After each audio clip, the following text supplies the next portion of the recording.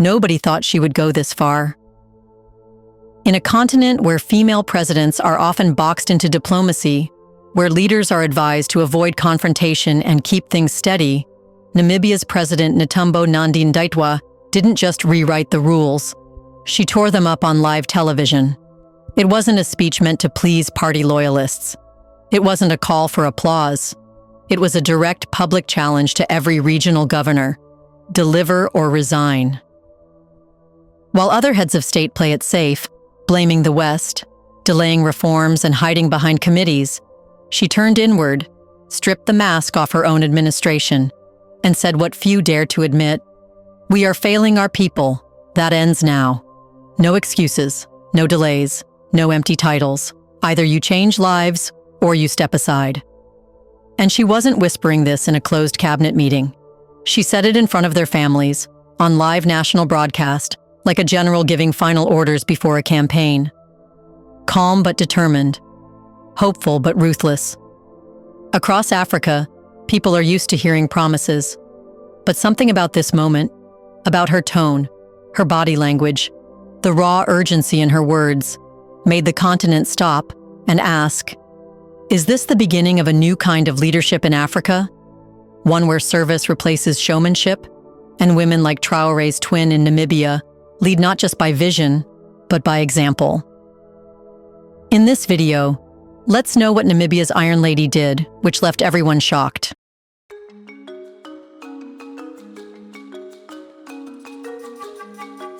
Across the African continent, a new line has been drawn, not just between governments, but between two visions of leadership. On one side stands the old guard, leaders who bow to Western donors, hide behind bureaucratic excuses, and deploy riot police whenever the people demand answers. On the other side stands a growing force of revolutionaries who say no to foreign dependence and yes to people-powered governance. Until now, that revolutionary model had one clear torchbearer, Captain Ibrahim Traore of Burkina Faso. But now, something historic has happened. That torch is being picked up and carried forward by a woman, the president of Namibia, Netumbo Nandi-Ndaitwah. She didn't scream for change. She didn't tweet it. She lived it on live national television, where she appointed a new batch of regional governors, not with pomp or party chants, but with a direct surgical warning: deliver or step aside. Her voice didn't waver. Her message was surgical. I chose you because I trust your integrity. But if you fail to deliver services to our people, you will not be tolerated. That sentence alone could have come from the playbook of Traore himself. But it didn't. It came from the first female president of Namibia, and perhaps the most disciplined leader Southern Africa has seen in a generation. And what makes this moment thunderous is that she didn't spend her speech blaming outsiders. She turned the mirror inward. She aimed her fire not at the West, but at her own party, her own ministers, her own appointees. No excuses, no diplomacy. She made it clear that public office is not a reward, it's a responsibility. And that responsibility now comes with performance metrics and moral expectations. While most African leaders still appoint officials in backrooms filled with handshakes, tribal compromises, and party deals, Netumbo did something few have dared. She put the entire ceremony on air. No filters, no ceremony scripts, just truth. Surrounded by the governor's families, she spoke in a way that made everyone understand this wasn't just a formality. It was a contract signing in front of the nation. One project is enough, she said, but make it count. It wasn't micromanagement. It was an iron call for accountability. She wasn't threatening. She was promising that the era of political ghosts, those who sit in office without delivering, was over. Then came the moment that separated her from nearly every other African head of state. She took on internal waste. She directly criticized governors for moving from region to region, using government cars, fuel, and per diem meant for their own provinces, just to attend irrelevant workshops or enjoy political tourism. She even sent a circular to ministries, warning them to stop inviting governors for trivial functions unless the office of the president first confirms its value. That line sent shockwaves through the bureaucracy, because every government on the continent knows it's true. That type of waste is real. And she said it publicly. But what's even more profound is where she's turning the focus. Not to headline-grabbing skyscrapers or highway contracts, but to the villages. She said it plainly. Service delivery begins where people live, not in Windhoek. It's a direct challenge to the corrupt developmentalism where urban ribbon cutters matter more than rural clinics. In African politics, it's easy to shine where the cameras are. But Netumbo is now redirecting that spotlight to the rural north, to the water-scarce south, to the places where hope has been postponed for decades. She is not demanding perfection. She is demanding presence. She told governors, don't run your region from the capital. Live in your communities. Work with regional councillors, traditional authorities, youth forums, churches, and businesses. Build not from above, but from below. This is grassroots governance redefined. It's no longer about donor-driven goals that look good in reports. It's about understanding the lived realities of children without textbooks, mothers without clinics, and youth without jobs, and building solutions from the ground up.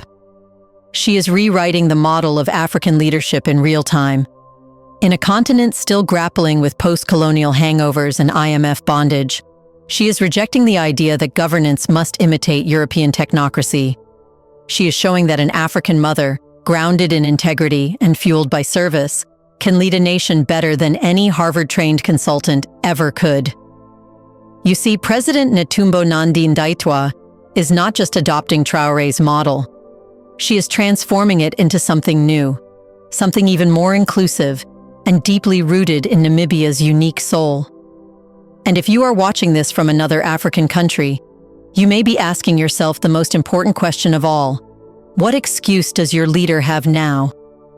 Before we continue further, tell us, are you enjoying the video? If yes, please like and share the video and subscribe to our channel to watch more videos on Black Africa. Let's continue now.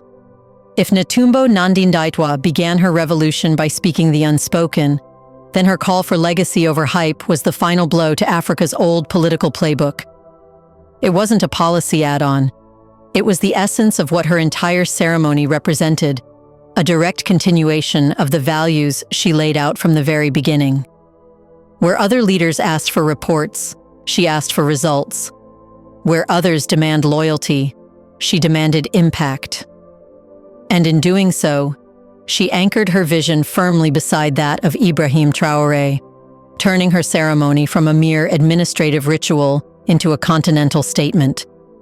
The deepest cut came when she said, "I don't need you to build 5 things. I need you to build one and make it last." That line is pure Traore logic, wrapped in Namibian humility. It reflects the same belief that real leadership isn't about scale, it's about sincerity. Just like Traore builds rice mills instead of speeches, Netumbo now demands schools, clinics, and roads that work, not reports that impress. This is where the relationship between their two leadership styles becomes most apparent. Traore rejected French troops and the IMF. He redefined patriotism as the ability to serve and protect, not parade and pretend. And now Netumbo is doing the same, not by copying his rebellion, but by extending his values into civic and administrative systems that affect the daily lives of every Namibian. She has brought that same revolutionary clarity into the quiet machinery of democracy. The governor's office, the development plans, the workshop rooms. This is what the African Revolution looks like when it wears civilian clothes. It doesn't scream, it expects. It doesn't punish for headlines. It punishes for failure. And that's a much harder, deeper transformation than any coup or flashy anti-West speech. But it doesn't stop there. Netumbo isn't just borrowing Traore's fire. She's building on it. Traore may be disrupting external control, but she is reforming internal decay. That's why her move to invite all 14 outgoing governors to the training wasn't symbolic. It was surgical. It acknowledged something every African citizen feels but few leaders admit: that many before us failed, but that failure must now teach. This is where the old and new Africa finally meet. A new generation of governors, trained by those who stumbled before them and guided by a president who isn't here to protect careers, but to protect the people's trust. And she did this not through threats, but through standards. Not by burning the past, but by learning from it and demanding a better version moving forward. So when Netumbo demanded that each governor produce just one meaningful, lasting project, she wasn't lowering the bar. She was lifting the veil. She was saying, stop hiding behind plans, stop waiting for foreign experts, stop acting busy, build something real. This wasn't a side note to her speech. It was the embodiment of everything she had said up to that point, and it was the natural evolution of Traore-style leadership. Namibia's female president has proven that you don't need to overthrow a system with tanks to rebuild trust. Sometimes, all it takes is a microphone, the courage to speak clearly, and the refusal to let mediocrity become culture.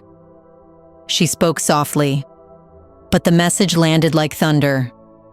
We are done with the old ways. Deliver or step aside.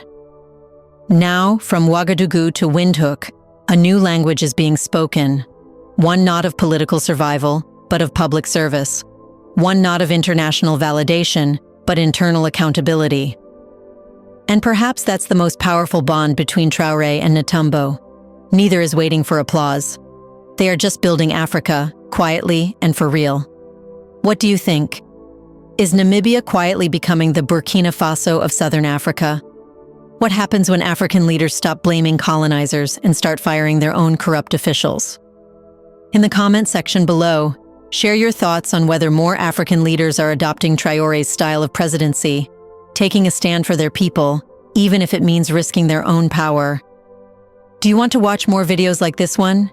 If yes, subscribe to our channel and press the bell icon next to it. We bring videos on Black Africa, its history, rich arts and culture, and things the world should know about. Thanks for watching, and until the next video, stay tuned.